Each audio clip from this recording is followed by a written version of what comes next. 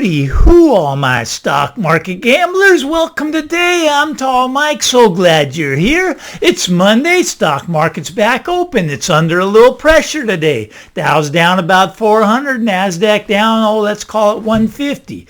Well, I actually thought that the S&P would jump above its 200-day moving average. The SPY sitting right below it and it's turning down. Now, we could still get that bounce up, but right now we're headed lower and we'll see how that all works out. I think we do have a chance to bounce above the 200-day, and that would be a good position to short the market. Now, a lot of people think that the market's going to continue to rally. It's in a bull market again. It's going to rally up. Well, that's not what I see. They think that the shorts still have to cover. Now, I think this last 15% move was the shorts covering. I think if the SPY gets above the 200-day, that the shorts are going to pile back on this and send the market lower. Now, the VIX is extremely low right now. Jumped up a little bit today, but it's relatively low. That means there's not a lot of fear in this marketplace. It's very complacent. And this is where the shift in patterns come. The big move will be to the downside.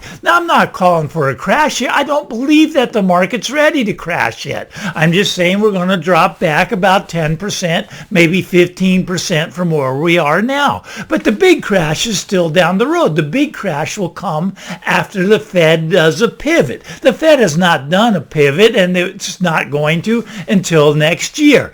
But once the Fed pivots, that's where it gets scary, because most crashes happen after the pivot. People think that when the Fed pivots, the market's just going to shoot straight up. That's not true at all. That after the pivot, that's where I will start worrying about the crash. So we'll see how this all plays out, but I've got a small short position on. I'd like to add to it if the SPY gets above the 200-day moving average. All right, so let's move over to the real estate market. Now, once again, I read the headlines. I didn't read many articles over the weekend. I was busy, but I read some of the headlines. Now, one of the headlines says that home buying demand has ticked back up. Now, the reason for this uptick is because of the latest drop in interest rates at the fastest pace. They think that this rate of interest rate decline is at a very quick pace. We went from 7% down to 6.6%. Well, let's think about this. Where were we a year ago, right today, 1 year ago at this time? Well, we were sitting about 3%. Where are we today? Well, let's call it 6%. 6.6 is what we're at.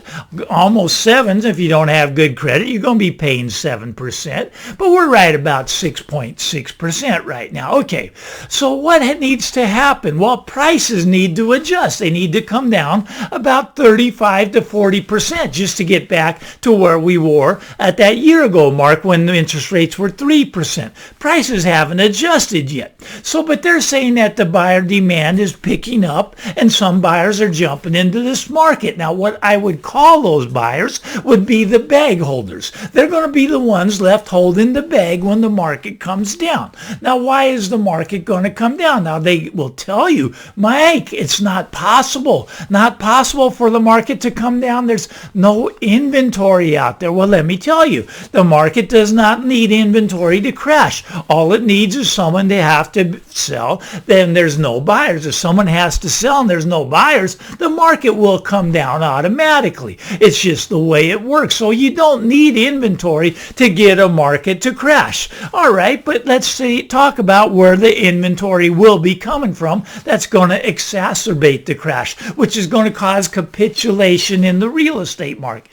And I think that inventory is going to come from foreclosures. Now, we've done something in the United States that we've never done before in history. For the last 2 or 3 years, we have not allowed foreclosures. There's been no foreclosures. This has never happened before. We don't know how this is going to play out. Now, they are allowing foreclosures right now, and right now, there's approximately 186,000 people that are in the foreclosure process right now. Now, that's extremely low, 186,000. That's nothing. happen. But the question is, why are they in this foreclosure market when the real estate market has jumped up 40% just in the last 2 years, 20% a year? So why are they getting foreclosed upon? Don't they have equity? Can't they sell the property? Well, maybe they can, maybe they can't.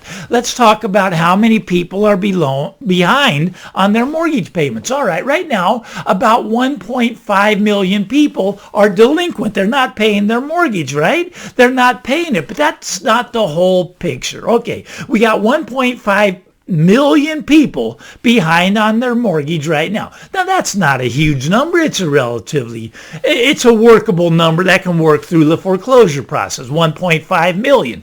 All right, but the number is going to get much larger than that, much larger. Now, what we had when we didn't foreclose for the last 2 or 3 years is we had what's called forbearance. Now these forbearance programs, let's say you went on forbearance, right? You couldn't pay your mortgage, and because we're in the pandemic, and that's why you can't pay your mortgage. So it's an emergency. So you go on forbearance so you don't pay your mortgage. Well, you still owe that money, and you owe that money plus interest on that. So now how are they doing this? Well, there's things called loan modifications. Maybe they're giving you a 40-year fixed rate loan. That's possible. But what interest rate are they giving that to you? Are they giving it to you at the 3% or the 7%? That's a very good question. Well, when they tack on the end of the loan, a lot of people aren't going for the 40-year, but they're going to get an additional loan tacked onto their current loan. Okay, so they haven't been paying for the last couple years, but they owe the money. So where does that money go? Well, they're going to keep their original mortgage, which is the 3%, but they're going to attack that money that they owe that they haven't paid for the last 2 years. They're attaching it to the end of the mortgage in another, basically a second mortgage is being attached onto the first. That second mortgage is going to be at the 7% rate, maybe 8%. So a lot of these people that couldn't pay the last 2 years, they owe a lot more money than they did before. Now, granted, they do have the equity. The equity's gone up 20% a year, but now the equity's starting to come back down about 10%. Now, of course, in your area, it hasn't come down yet, and I get that. Your area will probably stay up, and that's fine. Nothing wrong with that. But in most of the country, we're down about 10% and we're going lower. Now, nothing goes in a straight line. Now, everybody tells me, Mike, did you see the new home sales? They bumped up a little bit. Yes, they did. Okay, well, but how far did they come down? Little bump. It's like, it's not just a free fall. It's not just a free fall. It will be eventually if you don't get out. But right now, we're not in free fall. We're in a stagnant pattern with a slow drift down. Where there are a lot of price reductions. A lot of the sellers very nonchalant. They don't have to sell, so they pull their homes off the marketplace, right? But eventually they're going to have to sell. Now, why are they going to have to sell? Well, let's think about this. Now, a lot of people say we're never going to have a recession again. I think Janet Yellen would be of that belief system. We're never going to have another financial crisis in our lifetime. Well, I think we got a great big recession coming. Now, in a recession, what happens? People get laid off. Now, Bank of America, they came out with a little report saying approximately 200,000 people a month are going to be laid off. They're going to be losing their job. Now, let's just call it 2 million people a year. All right. So in the next year, 2 million people are going to lose their job. Now, some of them are going to go out and find other jobs. I get that. But in a recession, those jobs tend to disappear quickly. We're not headed in the right direction. We're headed in a downward direction right now. Now, people don't like to talk about what could possibly happen. Now, what if we got into a severe recession? Well, you might call it a depression, but you can't say that word. Not on YouTube anyway. You'll scare the people. I don't want to scare the people, but I think that is a distinct possibility with the direction we're headed in. A lot of people don't grasp the situation that we're in. You just can't print your way to prosperity. You cannot do it. At some point, you have to pay for it. Somewhere along the line, you will pay the piper. It's just how it works. So we printed all this free money. We've handed it out to the people. The people went and spent it all.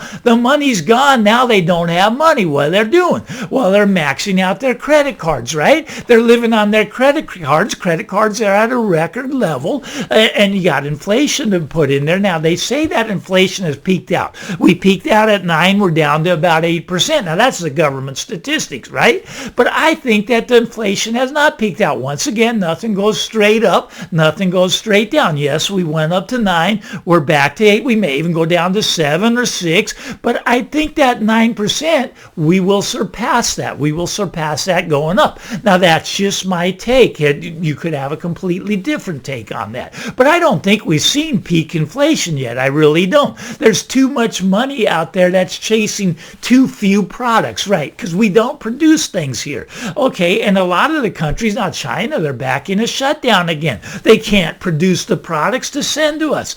So there's all this money chasing very few products. Now, food situation, it's just going upwards, right? Going straight up. Gas going straight up. I mean, okay, now this is interesting to me, all right? Here's a sign of inflation, all right? So I always buy a Christmas tree on Thanksgiving weekend, all right? So I go to the local Lucky supermarkets where I get them there in the great big bin. It's real easy, I buy one, throw it in the car, take it home. I love a Christmas tree. Love the smell of the Christmas tree. But anyways, last year they were $29 for the Douglas fir, right? And the noble fir last year were $49. Well, this year the Douglas firs in my area they shot up to $40, so inflation there. But the noble fir went from $49 to $89, almost 100% inflation on a Christmas tree. I mean, okay, so of course I'm a cheap guy and I went for the Douglas fir.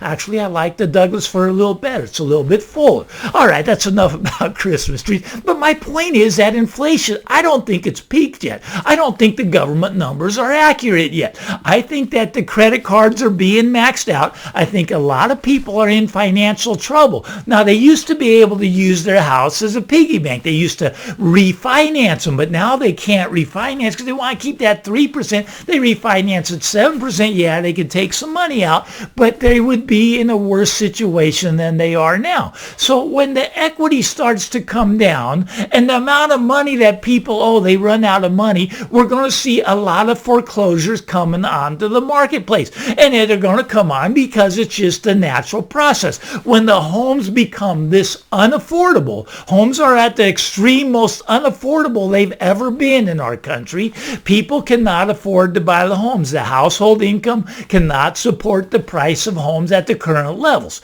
Now, they will revert back to the mean, but they're going to have to come down about 40 or 50%. Now, a lot of people say that's impossible. Mike, that's impossible. Look, you go out and buy now, you will be the bag holder. I promise you will be the one holding the bag because these prices are too high. They're going to come down. Don't let these articles entice you into buying. If you can be patient and wait, the good bargains will come. Now, it's going to take a little while to play out. This doesn't happen overnight. Now, the stock market, that could happen overnight, that big drop. But I don't think we're going to get that big drop, 10, 15% on the stock market, and then I think we'll come back up again. That's just my take on this. If you like this stuff, give me the thumbs up. I'm Tall Mike. Get out there, everybody. Have a great Monday. We'll talk again real soon. Bye-bye now.